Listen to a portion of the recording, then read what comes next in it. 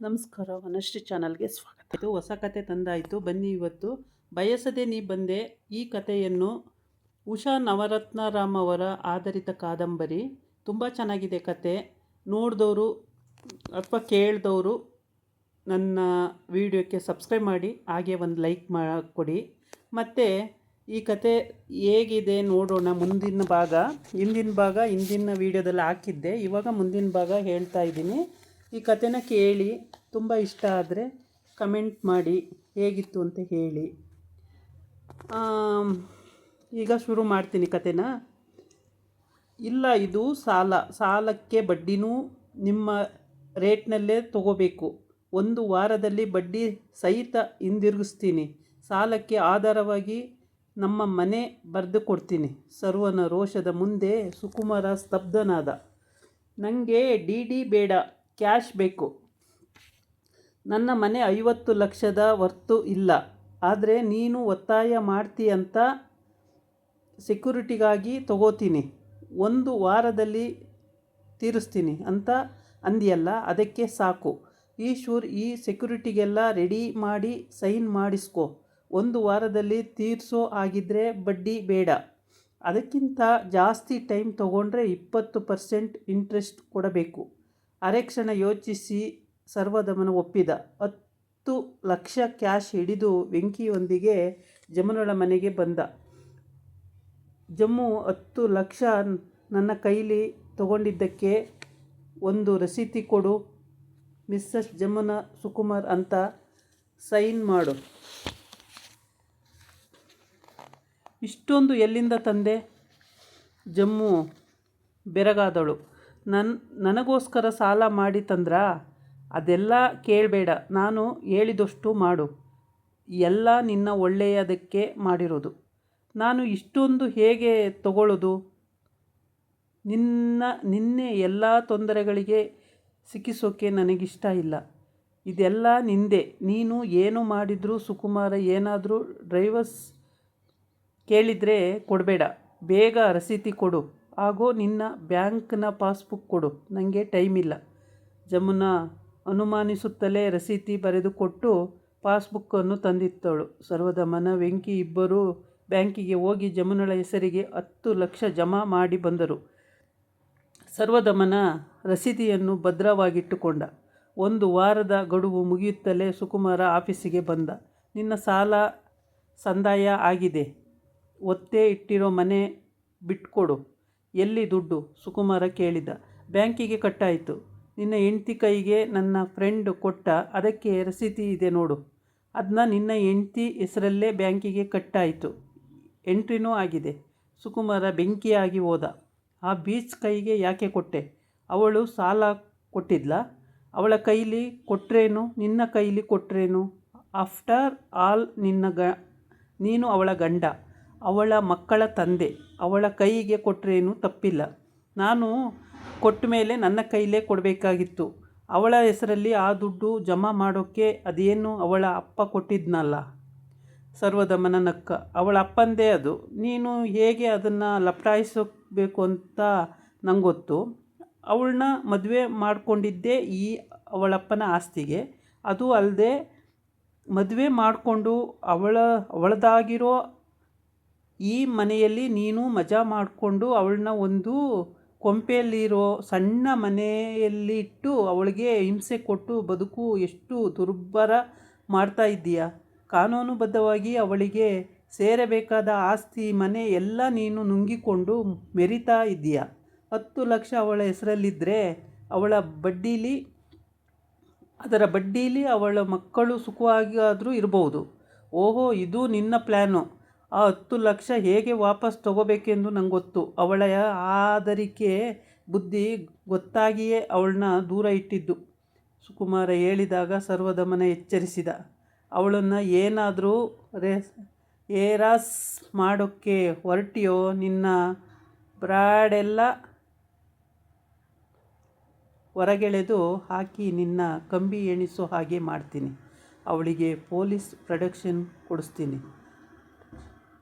ಮದುವೆ ಮಾಡಿಕೊಂಡು ಹುಟ್ಟಿಸಿದ ಮೇಲೆ ಅವಳನ್ನ ಸರಿಯಾಗಿ ನಡೆಸ್ಕೊಳ್ಳೋದು ನಿನ್ನ ಡ್ಯೂಟಿ.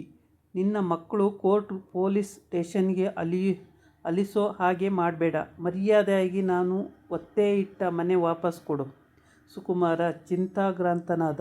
ತಾನೇನು ಬಯಸಿದರೆ ಆದುದೇ ಬೇರೆ.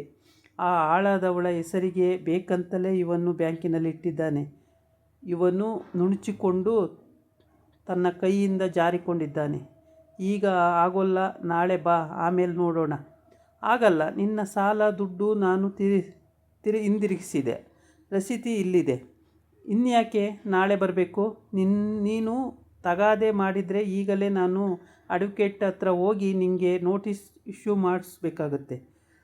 ಈಶ್ವರ್ ಕುಮಾರನ ಭುಜ ತಟ್ಟಿದ. ಒಂದು ನಿಮಿಷ. ಸುಕುಮಾರ ಈಶ್ವರ್ ಒಳಗೆ ಹೋದರು. ಅವರಿಗಾಗಿ ಕಾಯುತ್ತಾ ಸರ್ವದಮನ ಕುಳಿತ. ಈಗ ತನಗೆ ಬಂದಿರುವ ಸ್ಥೈರ್ಯ ಹಿಂದೆ ಇದ್ದಿದ್ದರೆ ಜಮುನ ತನ್ನವಳಾಗಿಯೇ ಉಳಿತಿದ್ದಳು.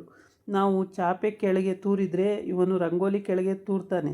ಈಗ ಲೀಗಲ್ ಕಾಂಪ್ಲಿಕೇಶನ್ ಏನೂ ಮಾಡ್ಕೊಳ್ಳೋಕ್ಕೆ ಹೋಗೋದು ಬೇಡ. ನಮ್ಮ ಬಿಸ್ನೆಸ್ ಹಿಟ್ ಆಗುತ್ತೆ. 10 ಲಕ್ಷ ಜಮುನಳ ಹೆಸರಲ್ಲಿ ಇದ್ದದ್ದು ಒಳ್ಳೆಯದೇ ಆಯಿತು. ನಿನ್ನ ಜವಾಬ್ದಾರಿನೇ ತಪ್ಪಿತು. ಅವಳು ಆಸ್ತಿ ಎಲ್ಲ ನಿಂದೇ ಆಗಿರಬೇಕಾದ್ರೆ ಅದನ್ನು ಉಪಾಯವಾಗಿ ನಾವು ತಗೋಬಹುದು. ಈಗ ದುಡುಕೋದು ಬೇಡ. ನಾನು ಹೇಳೋದು ಕೇಳು. ಇವನನ್ನು ಮೊದಲು ಇಲ್ಲಿಂದ ಸಾಗಿಸಬೇಕು. ಸುಕುಮಾರ ಹೊರಗೆ ಬರಲಿಲ್ಲ. ಈಶ್ವರನೇ ಎಲ್ಲ ಕರಾರು ಪತ್ರಗಳನ್ನು ತಂದಿತ್ತ. ರಸೀತಿ ಕೊಡು. ಅದರ ನಕಲನ್ನು ಕೊಡ್ತೀನಿ. ಒರಿಜಿನಲ್ ನನ್ನ ಹತ್ರನೇ ಇರಲಿ. ನೀವು ಏನು ಮಾಡೋಕ್ಕೂ ಏಸದ ಮೃಗಗಳು. ಸರ್ವದಮನ ಅವನ ಕೈಗೆ ನಕಲು ಕೊಟ್ಟು ಹೊರಟು ಬಂದ. ಅವನೆದೆಯ ಮೇಲಿದ್ದ ಮೇರು ಪರ್ವತ ಕೆಳಗಿಳಿದಂತಾಯಿತು. ವೆಂಕಿಗೆ ಹೇಳಿ ಸುಕುಮಾರ ಏನಾದರೂ ಬಂದು ಜಮುನಳನ್ನು ಹಿಂಸೆ ಮಾಡಿದರೆ ಪೊಲೀಸ್ ಪ್ರೊಟೆಕ್ಷನ್ ಕೊಡಿಸಬೇಕೆಂದು ತಿಳಿಸಿದ. ತಾನು ಪ್ರತಿದಿನ ವೆಂಕಿ ಮನೆಗೆ ಬಂದು ವಿಚಾರಿಸಿಕೊಂಡು ಹೋಗುವುದಾಗಿಯೂ ಹೇಳಿದ. ತನ್ನ ಆರ್ಥಿಕ ಪರಿಸ್ಥಿತಿ ಸುಧಾರಿಸಿ ತನ್ನ ಕಾಲಿನ ಮೇಲೆ ನಿಲ್ಲುವ ಹಾಗೆ ಮಾಡಿದ ಸರ್ವದಮನಿಗೆ ಹಾಗೆಯೇ ಅವಳೇ ಯಾವುದಾದರೂ ಬಿಸ್ನೆಸ್ ಮಾಡಲು ಉತ್ತೇಜಿಸಬೇಕು. ಅದಕ್ಕೆ ಅವಳ ಮಕ್ಕಳು ಸ್ವಲ್ಪ ದೊಡ್ಡವರಾಗಬೇಕು. ವನಜಮ್ಮ ಮಗನನ್ನು ಹೀಗೆಯೇ ಬಿಟ್ಟರೆ ಸರಿಯಿಲ್ಲವೆನಿಸಿತು. ಅವನಿಗೆ ತಕ್ಕ ಹೆಣ್ಣನ್ನು ನೋಡಿ ಮದುವೆ ಮಾಡಿಬಿಡಬೇಕು. ಮೊದಲು 4 ದಿನ ಹಾರಾಡಬಹುದು, ಆನಂತರ ಸರಿ ಹೋಗಬಹುದು. ಮದುವೆಯಾಗಿ ಮಕ್ಕಳಿರುವ ಜಮುನನ್ನು ಹಚ್ಚಿಕೊಂಡು ತಿರುಗಾಡುವುದು ಅವರಿಗಿಷ್ಟವಿರಲಿಲ್ಲ. ಅಕ್ಕಪಕ್ಕದವರು ಆಗಾಗ ಕೇಳಿ ಕೆಣಕುತ್ತಿದ್ದರು. ಅಲ್ಲದೆ ಸುಕುಮಾರ ಕೆಟ್ಟವನು, ಎಲ್ಲದಕ್ಕೂ ಅವನನ್ನು ಎದುರು ಹಾಕಿಕೊಂಡು ತನ್ನ ಭವಿಷ್ಯವನ್ನು ಲೆಕ್ಕಿಸದೆ ಇದ್ದುದು ಸರಿ ಬೀಳಲಿಲ್ಲ. ಸರ್ವ, ಎಷ್ಟು ದಿನ ಅಂತ ಹೀಗೆ ಒಂಟಿ ಜೀವನ?